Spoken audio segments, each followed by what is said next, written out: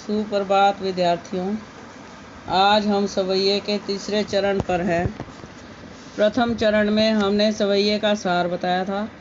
दूसरे चरण में 2 सवैयों की व्याख्या की गई थी। आज हम सवैया 3 और 4 की व्याख्या कर रहे हैं।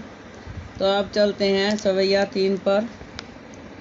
मोर पखा सिर ऊपर राखी हो, गुंज की माल गरे पहरोगी, ओढ़ी पीतम्बर ले लपटी, वन गोदन गवारिन संग फिरोगी। भाव तो वो ही मेरो रस खानो, सो तेरे कहे सब स्वांग करूँगी, या मुरली मुरली धर की अधरान धरी अधरा ना धरूँगी। यहाँ पर एक गोपी दूसरी गोपी से बातचीत कर रही है। गोपियाँ श्री कृष्ण के रूप सौंदर्य पर अत्यधिक मोहित हैं और एक गोपी कहती है कि मैं श्री कृष्ण जैसा वेश धारण कर लूँगी। और श्री कृष्ण जैसा वेश धारण करने के लिए वो क्या क्या करेगी, इस पद में बताया गया है। मोर पखा सिर ऊपर राखी हो, अपने सिर पर मोर पंख धारण कर लूँगी। गुंज की माल गले पहरोगी, और गले में गुंज की माला पहन लूँगी। ओढ़ी पीतम्बर, पीले वस्त्र ओढ़ लूँगी। ले लकुटी वन गोदन गवारिन संग फिरूँगी, और लकुटी का अर्थ है लाठी। लाठी लेकर गायों को चराने के लिए ग्वालों के साथ जाऊँगी। गोधन, गायों को धन माना गया है, तो उसने कहा है कि जिस तरह से ग्वाले गायों को चराने के लिए जाते हैं, उसी तरह से मैं भी जाऊँगी। भाव तो वो ही मेरो रस खानी, सो तेरे कहे सब स्वांग करूँगी। गोपी बताती है कि उसे श्री कृष्ण भाते हैं, अच्छे लगते हैं, इसलिए उनका ध्यान आकर्षित करने के लिए वो हर तरह का षड्यंत्र कर लेगी। स्वांग का अर्थ है झूठा दिखावा करना, षड्यंत्र करना। या मुरली मुरलीधर की अधरान धरी अधरा न धरूंगी।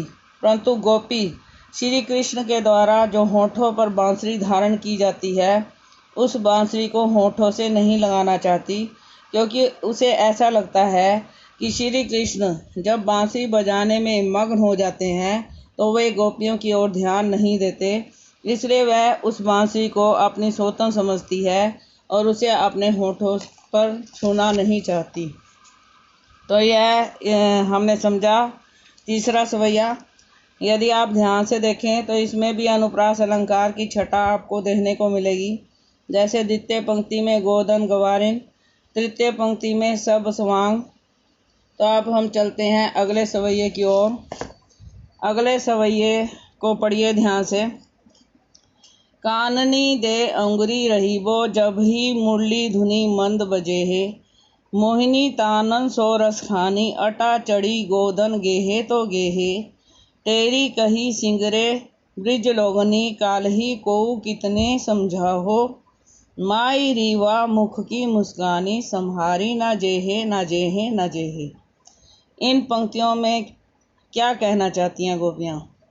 इन पंक्तियों में गोपियाँ यह बताना चाहती हैं कि वे श्री कृष्ण की मुस्कान और बांसुरी की धुन से अत्यधिक प्रभावित हैं। उनकी मुस्कान उनके दुखों को दूर कर देती है, परंतु सामाजिक मर्यादा का निर्वाह गोपियों को भी करना है। श्री कृष्ण की बांसुरी की धुन सुनकर उनका मन उस दिशा की ओर चल पड़ता है जिस दिशा से बांसुरी की धुन आ रही है। तो अब हम इसका अर्थ करते हैं। काननी दे अंगुरी रहीबो, जब ही मुरली धुनी मंद बजे है। गोपियाँ कहती हैं कि जैसे ही श्री कृष्ण की बांसुरी की हल्की सी ध्वनि भी कानों में पड़ेगी तो वे कानों में उंगली दे देंगी, अर्थात उसे ना सुनने का प्रयत्न करेंगी।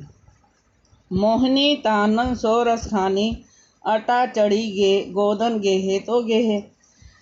श्री कृष्ण अपनी मनोरम ध्वनि बांसुरी की ध्वनि में कितना भी बढ़िया सुर निकाल लें, कितना भी अपनी बांसुरी से आकर्षित कर लें, परंतु हम उसे ना सुनने का प्रयत्न करेंगी। तेरी कहे सिगरे ब्रिज लोगनी, काल्ही को कितना समझाए।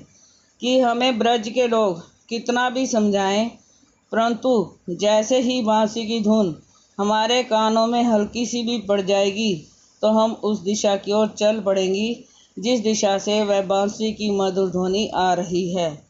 माई री वाह मुख की मुस्कानी, हे माँ, उसके मुख की मुस्कान हमें अपनी ओर आकर्षित करती है। संभारी ना जहे हमसे नहीं संभलती।